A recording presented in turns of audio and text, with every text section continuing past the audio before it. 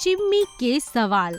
एक समय की बात है, एक जंगल में चिम्मी नाम का खरगोश रहा करता था। वह अपने दोस्त विंको के साथ पढ़ता था।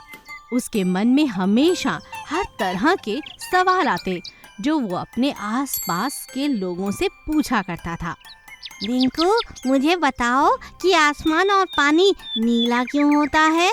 ओह, नीला आसमान? वो माफ करो, मुझे नहीं पता। तुम चाचा खरगोश से पूछो ना। चिम्मी अपने सवालों का जवाब नहीं जान पाता था। जानने के लिए वो चाचा खरगोश के पास गया। चाचा खरगोश, जरा ये तो बताओ कि आसमान और पानी नीला क्यों होता है? तभी चाचा खरगोश ने कहा, अरे बेटा, तुमने ये क्या पूछ लिया? जाओ यहाँ से, मुझे नहीं मालूम। चिम्मी उदास होकर जंगल में घूमने लगता है।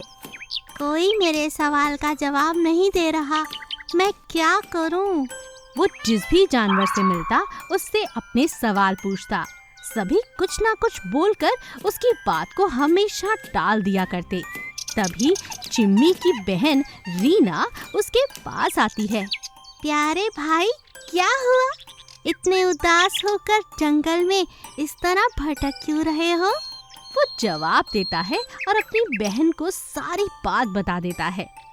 मेरे मन में इतने सारे सवाल आते हैं, लेकिन मैं जिससे भी उसका जवाब पूछना चाहता हूँ वो नाराज होकर मुझसे दूर भाग जाता है। मुझे कुछ समझ में नहीं आता, मैं क्या करूँ? अभी तो ये पहला ही सवाल है, मेरे मन में बहुत सारे सवाल हैं दीदी। रीना अपने भाई की उत्सुकता को जानती थी और उसके सभी सवालों के जवाब भी देना चाहती थी। इसीलिए उसका जन्मदिन आते ही रीना ने उसे एक बहुत सुंदर बड़ी सी किताब तोहफे में दी और कहा, ये लो भाई, तुम इस किताब को पढ़ो। इस किताब में तुम्हारे द्वारा पूछे हुए हर सवाल का जवाब तुम्हें मिल जाएगा। सच कहा दीदी। चिम्मी बहुत खुश हो जाता है और अपनी बहन को गले लगा लेता है। अब उसको कहीं जाने की जरूरत नहीं, जंगल में किसी से सवाल पूछने की जरूरत नहीं। अब तो जानवर उसके पास आते और बहुत सारे सवाल पूछते और जिनके जवाब अब चिम्मी दिया करता था और खुश रहा करता था। इस तरह उसे अपने सवालों के जवाब भी मिले और ज्ञान भी, जिससे वो बाकी लोगों के सवालों के जवाब देकर उनके मन में भी बहुत सारा उजाला भर सके। मेंढक और कछुआ। एक समय की बात है, एक जंगल में चिंपू नाम का मेंढक रहा करता था। एक दिन जब वह जंगल में सैर कर रहा था तो उसे अपने बचपन का दोस्त गोपी कछुआ दिखा।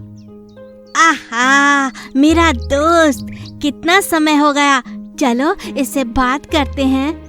मेंढक कछुए के पास गया। कछुआ भी मेंढक को देख बहुत खुश हुआ। ओह मेरे दोस्त, कैसे हो तुम? कहाँ रहते हो और सब ठीक है ना? मेंढक बहुत घमंडी था। वह कछुए के सामने अपनी तारीफ करने लगा। अरे तुम क्या जानो कछुए भाई, मैं तो समंदर में रहता हूँ। वहाँ का जीवन इतना अच्छा है कि पूछो ही मत। वहाँ सब मुझे चाहते हैं और बस मैं ही वहाँ राज करता हूँ। समुंदर के सारे जानवर तो मुझसे डरते हैं।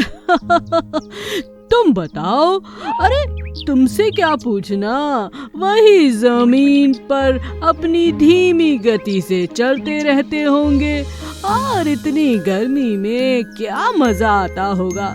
तुम्हें तो कोई पूछता भी नहीं होगा। क्यों, ठीक कहा ना मैंने? कछुए को अपने दोस्त के ऐसे व्यवहार को देखकर बहुत दुख हुआ, लेकिन उस पर गुस्सा करने की जगह कछुए ने उसे सीख देने की कोशिश की। तभी अचानक एक और कछुए ने गोपी के पास आकर कहा, एक गोपी, सब ठीक है? तुम्हारे दादाजी कैसे हैं? अरे आओ आओ दोस्त, कैसे हो? ये देखो, ये मेरा दोस्त चिंपू मेंढक है। हाँ हाँ, दादाजी भी बिल्कुल ठीक है। समुंदर को अब वही संभालते हैं। मेंढक यह सुन सोच में पड़ गया। कछुए महाराज, क्या मैं जिस समंदर में रहता हूँ वहाँ के राजा कछुआ कोपी के दादा हैं? मेंढक को अपनी हरकत पर बहुत शर्मिंदगी हुई। उसे एहसास हुआ कि समंदर में रहने से वह कोई महान व्यक्ति नहीं बन गया है। किसी भी बात का घमंड नहीं करना चाहिए। मेंढक ने गोपी से कहा, माफ करना गोपी, मैंने समंदर में रहने की और इतनी बड़ी बड़ी बातें कहकर तुमने मुझे सीख दी है दोस्त। पर सचमुच मैं वहाँ क्या राजा नहीं हूँ, तुम्हारे दादा ही राजा हैं। मैं तो बस वहाँ आता जाता रहता हूँ। कोई बात नहीं चिंपू, राजा चाहे कोई भी हो, लेकिन समंदर तो सबका है। बस तुम्हें कभी भी शेखी नहीं मारनी चाहिए, बल्कि जहाँ भी जैसे भी तुम रहते हो वहाँ उस जगह के लिए धन्यवाद देना चाहिए। और इस तरह चिंपू मेंढक को अपना सबक मिला और दोनों दोस्त अब खुशी खुशी रहने लगे। मिनी नाम की एक बिल्ली एक घर में रहा करती थी। वो बहुत ही चालाक थी। वो बाकी जानवरों का खाना चुराकर खाया करती थी। अरे वाह, आज तो भूरे कुत्ते की प्लेट में दूध पड़ा है, इसे तो मैं ही पीऊंगी। और वो अपनी चालाकी से कुत्ते को वहाँ से भगा देती है और सारा दूध पी जाती है। जब भूरा कुत्ता वापस आता है तो बिल्ली को दूध पीता देख उसे बहुत गुस्सा आता है। अच्छा चालाक बिल्ली, तो ये तेरा नाटक था, मैं तुझे छोड़ूंगा नहीं। लेकिन कुत्ते के पकड़ने से पहले ही बिल्ली वहाँ से भाग जाती है। उसके घर में एक छोटे से छेद के अंदर कई सारे चूहे रहते थे। वो चूहे जब रात को बिल्ली सो जाया करती थी तभी बाहर निकलते थे। बिल्ली को ये नहीं पता था कि उसके घर में चूहे भी रहते हैं। एक दिन जब बिल्ली खाना चोरी करके घर वापस आई तो उसे एक छोटे से चूहे की पूंछ दिखाई पड़ी। अच्छा, ये तो बड़ी अच्छी बात है कि मेरे घर में चूहे भी रहते हैं। अब तो रोज दावत होगी। मिन्नी रात को जागती है और जब चूहे बाहर निकलते हैं तो उन्हें एक एक करके पकड़कर खाने लगती है। चूहों में बिल्ली का डर और ज्यादा बढ़ गया। अरे अरे, इस बिल्ली को हमारे बारे में कैसे पता चला? ओहो, अब क्या करें? चिंता मत करो, हमें कुछ नहीं होगा। मौका पाकर हम यहाँ से भाग जाएंगे और अपने दोस्त कुत्ते से मदद मांगेंगे। सभी चूहे अपने बिल के कोने में जाकर छुप जाते हैं, जहाँ पर बिल्ली के पंजे नहीं पहुँच पाते। अरे कहाँ छुप गए सारे चूहे? मुझे बेवकूफ बनाते हो? कोई बात नहीं बच्चू, मैं भी बहुत चालाक हूँ, बिल्ली हूँ बिल्ली। एक दिन बिल्ली ने चूहे को बेवकूफ बनाने के लिए मरने का नाटक किया। बिल्ली फर्श पर लेट गई और उसने आंख बंद कर ली। बिल्ली रात भर जागकर थक गई थी, जिस कारण उसने जैसे ही मरने का नाटक किया उसकी आंख बंद हो गई और उसे गहरी नींद आ गई और वो सो गई। तब चूहे बिल्ली को देख हंसने लगे और चूहे चुपचाप घर से बाहर निकल गए और भागकर अपने दोस्त कुत्ते के पास मदद के लिए गए। कुत्ते भाई, हमारी मदद करो। हम बहुत मुश्किल से अपनी जान बचाकर आए हैं। हमने बिल्ली को सुला दिया है। अब तुम्हें कुछ बताओ, क्या करें? हाँ, बहुत अच्छा किया तुमने। इस बिल्ली ने नाक में दम कर रखा था। चलो अभी चलकर उसका दरवाजा एक बड़े से पत्थर से भर देते हैं, जिससे कि वो बाहर ना आ सके। हाँ, ये ठीक रहेगा। चलो चलते हैं। और इस तरह कुत्ते की मदद से चूहों ने बिल्ली के घर का दरवाजा बंद कर दिया और अपनी जान हमेशा के लिए उससे छुड़ा ली। चूहे अब खुशी खुशी जंगल में बिल्ली के डर के बिना रहने लगे। कमल एक कसाई था। उसके पास बहुत सारे बकरियां थे। वह खुद ही अपना बकरियां पालकर उन्हें अपने ही दुकान में काट कर बेचता था। ऐसा ही कुछ दिन के बाद उसने एक छोटी बकरी को खरीदा। वह थोड़ा मोटा था, इसीलिए उसका नाम भी रखा गजोधर। नाम के हिसाब से ही गजोधर बहुत खाता था। जितना भी दाना डालो एक ही पल में खत्म कर देता था।